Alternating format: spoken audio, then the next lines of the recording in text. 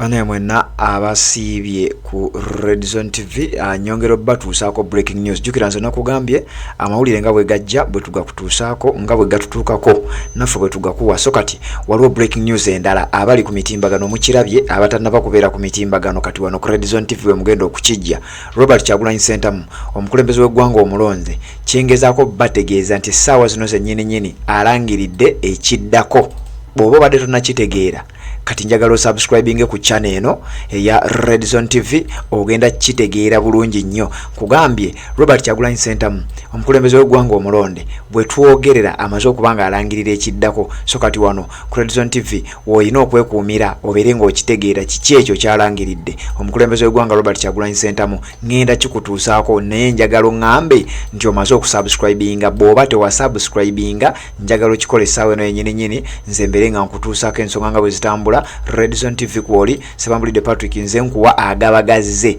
nga bwe gajja bwe nga kuwa nze nakugamba wano ku Red Zone TV tetwoza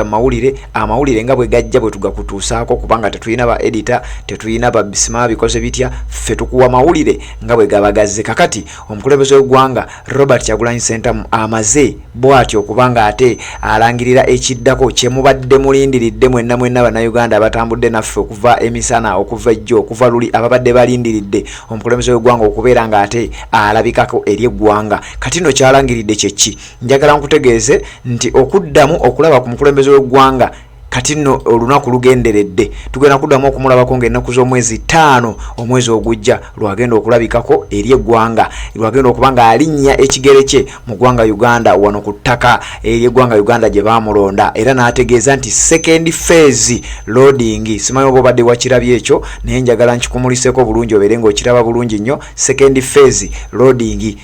obugambo bw'olaba mu bbulu obwo second phase loading nateekako hashtag endala egamba bring back our people kati abadde babuusabuusa nti phase 2 eyinza obutabaayo simanya poliisi simanya Uganda poliisi simanya enanga bagambye batya ebyo tebiriiyo president atugambye second phase is loading Ekiddako kyalangiridde njagala mbeere nga nkikuyisaayisaamu katono nnyo obeere ng'okitegeera naawe obeere nga weerinda essaawa yonna essaawa zino zennyini omukulembeze w'eggwanga Robert Kyagulanyi Ssentamu mu ggwanga taliimu naye ng'asinzidde waali wonna we sijja kubanga nkugamba n'atugamba nti ng'ennaku z'omwezi 3 omwezi ogujja agenda kuba meetinga bannayuganda abawangalira mu ggwanga erya South Africa mu kibuga Johannesburg ennaku z'omwezi zigenda kubeera 3 omwezi gwa 10 omwaka 2023 kati ate enkeera ng'ennaku z'omwezi zijja kubeera 4 omwezi gwe gumu gwennyini ogw'e10 ajja kuba ajoininga kye bayita pro democracy leaders from all over the continent for a round table discussion era mu kibuga Johannesburg eky'eggwanga erya South Africa kati ate n'akutegeeza nti ng'ennaku z'omwezi 5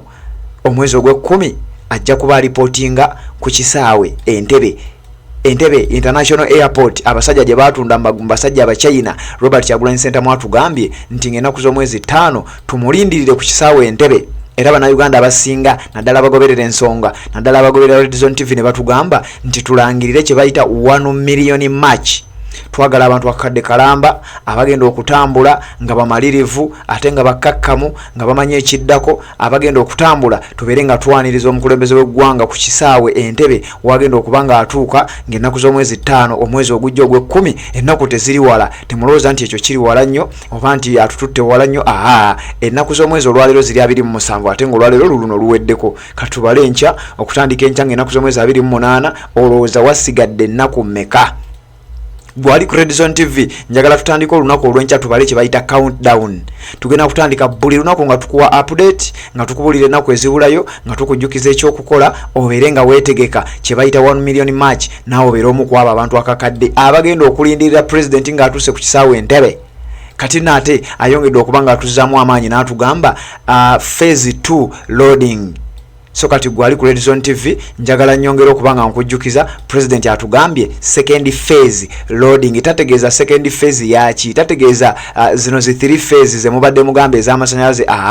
ategeeza second phase of the country wide tour eya National Unity Platform ate nga wetwogera National Unity Platform akitegeera oba okitegeera bulungi nnyo nti awo tuba tukoona ku mukulembeze wa ggwanga Robert Kyagulanyi Ssentamu agenda kubaddamu okutalaga eggwanga okutandika ng'ennaku z'omwezi 5 enteekateeka zijja kuba zitandika okubanga zibagibwa kubanga lwagenda okubanga akomawo mu ggwanga abeere nga ataasisinkana abakulu abalala mu kibiina ekya National Unity Platform bwe batera okubanga bateesa ensonga nga bwe zigenda okubanga zitambula omuli omukulu Secretary General w'ekibiina David Lois Rubongoya omuli abakulu nga spokesperson w'ekibiina amanyiddwa nga Joel Senyonyi omuli abakulu nga deputy spokesperson amanyiddwa nga Alex Waiswa Mufumbiro omuli abakulu abalala ne mukyala we ng'omubaze mama Kampala mama Solomon mama Shalom naye yennyini ensonga zibeeramu wakati kuba yakkiriza omukulembeze w'eggwanga nti kati leero ojja kgenda titero tojja kgenda yamugololera essaati ezo zemulaba zimunyumira zemupostinga ne mugamba ye maama omukulembeze w'eggwanga ng'anyirira Robert Kyagulanyi Ssentamu amaze okubanga atubulira Ekiddako ate nga nze wano ku Redzone TV mulimu gwange era kinkakatako okubanga buli kyalangirira nkikuleetera buli embeera ebeerawo etuuka ku mukulembeze w'eggwanga ekwata ku Robert Kyagulanyi Ssentamu mba nina okubanga njikuleetera saagala nsule nga amawulire gano togategedde kubanga kinkakatako okubeera nga ngakuwa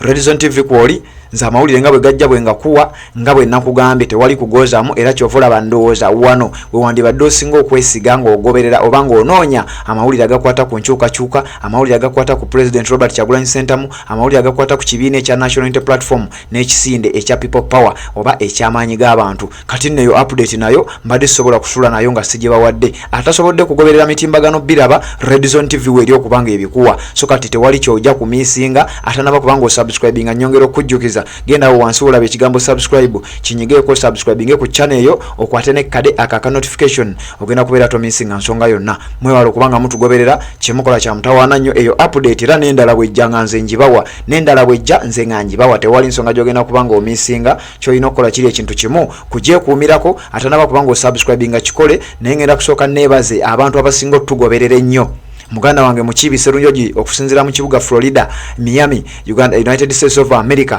mwanye naze nakide Asiat Victoria Malaika okuva mu Saudi Arabia Sentongo Brianovic nawe obeerako nnyo wano ku Redzone TV ensonga n'ozitambuliza ddala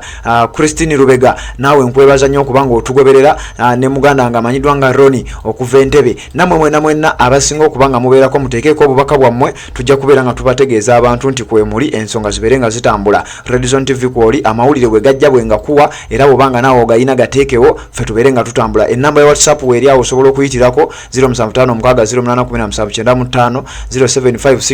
0756081795 osobola notusanga ku Facebook era Redzone TV gyoteekamu n'ogoloberera omukutu ogwo ne tuba nga ffe tukutambuza ku TikTok gye tuli tulinayo akawunti ne ku Twitter bwe tutyo tutambulirayo Redzone TV ensonga bwe zitambula ne ku Instagram tujja essaawa yonna ojja kubanga otulaba so kati gweyagala okubanga otugoberera ku mikutu egy'enjawulo tolina ogenda kubanga omiisingira Redzone TV nange Sebambulidde Patrick nga nze nkutambuza mu nsonga zonna nga bwe ziba zintuuseeko omukulembeze w'eggwanga oyo gwolaba mu kifaananyi ye ataani atamumanyi ne we simuteekawo ensonga yamaze dde okubanga agitutegeeza ababadde bamulinze mugira mukyalindako era mugira mukyamulinda 1 million match tukyakunga abantu bawera akakadde abateekeddwa okubanga bamwaniriza ku kisaawe Entebbe agenda kuvuga straight ennyonyi oba yagyevugira oba bamuvuga naye ng'agenda kukkirira straight wali maserengeta g'olukalu lwa Africa mu South Africa mu kibuga Johannesburg program nga bwenji kugambye erina okubanga etambula paka ate ng'olunaku lw'omwezi olunaku nga 5 ajja kuba akomawo wano wennyini ku kisaawe Entebbe tumukime tubeere nga ate tuteekawo embeera okuva Entebbe